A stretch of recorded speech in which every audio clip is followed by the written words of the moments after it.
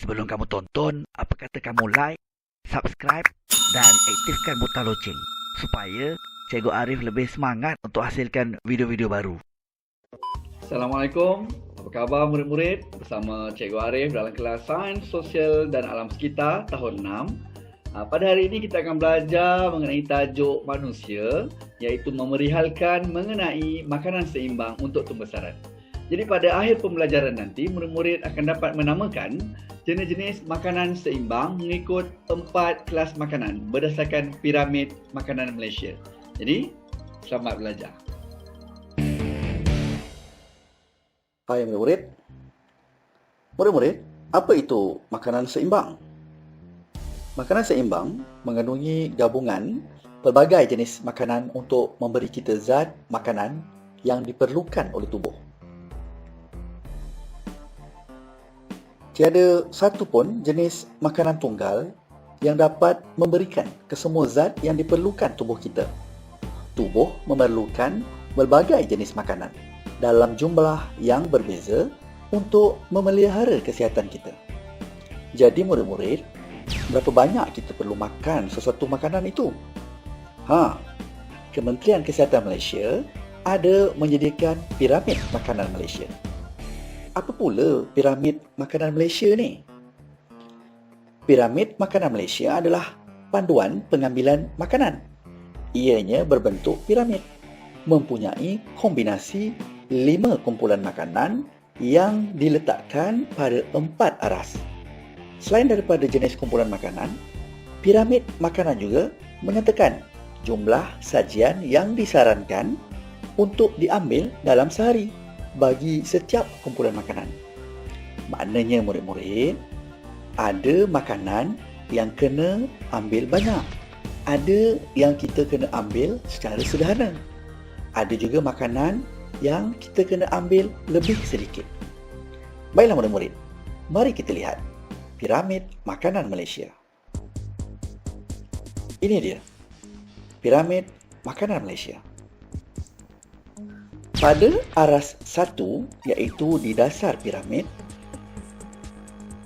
ianya memaparkan gambar nasi, mi, roti dan sumber biji-bijirin dan ubi-ubian.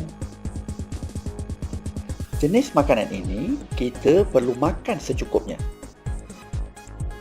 sebab ianya sumber utama karbohidrat yang membekalkan tenaga kepada kita. Ianya sumber yang baik untuk vitamin, mineral dan serat. Serat makanan memberi banyak manfaat seperti meningkatkan pergerakan usus dan menjaga kesihatan usus, serta mencegah sembelit. Ia juga membantu menurunkan paras glukosa dan kolesterol darah. Murid-murid, ini pula aras kedua. Jenis-jenis makanan di aras kedua ini adalah sayur-sayuran dan buah-buahan. Jenis makanan ini kita perlu makan dengan banyak, sebab ianya sumber baik untuk serat, vitamin, mineral dan membantu kita menguatkan ketahanan terhadap penyakit. Makan banyak buah-buahan dan sayur-sayuran setiap hari. Ia akan memberi manfaat kepada kesihatan kita, terutamanya mencegah penyakit kronik seperti kencing manis, penyakit jantung dan beberapa jenis kanser. Makanlah buah-buahan dan sayur-sayuran yang pelbagai pada setiap hari. Jenis-jenis sayur-sayuran boleh diambil sama ada yang jenis berdaun hijau, sayuran pelbagai warna termasuk sayur buah, sayur kacang, ulam, sayuran dalam tin ataupun yang sejuk beku. Pilihlah juga buah-buahan yang segar. Jus buah tidak boleh menggantikan lebih daripada satu sajian buah.